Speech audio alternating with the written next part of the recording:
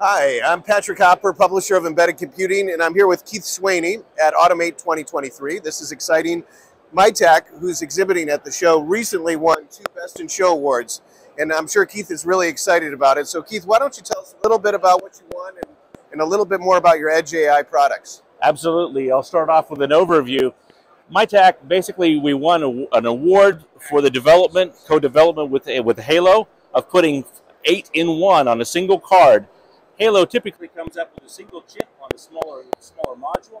MiTAC's actually developed this 8-in-1 module, allowing us a lot better density to put VPUs on a single card in any system we choose, working out the thermals. The second system we actually developed here is capable of taking the largest of the NVIDIA cards up to 600 watts, covering up to 3 lanes each, taking them in stride with good air cooling and any power that's necessary. Up to 600 watts for each card, total 1,200 watts, no problem at all. Excellent. So when there's obviously an industrial show like this, there's AI, edge computing, and I see a lot of it here. What separates MiTAC from the rest of the crowd? Excellent.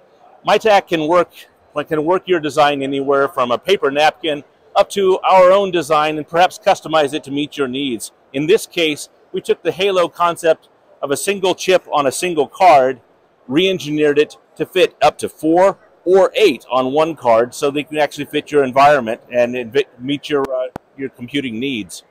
Yeah. And basically, MiTAC can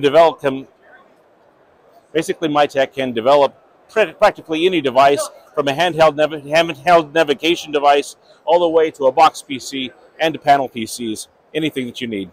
Great.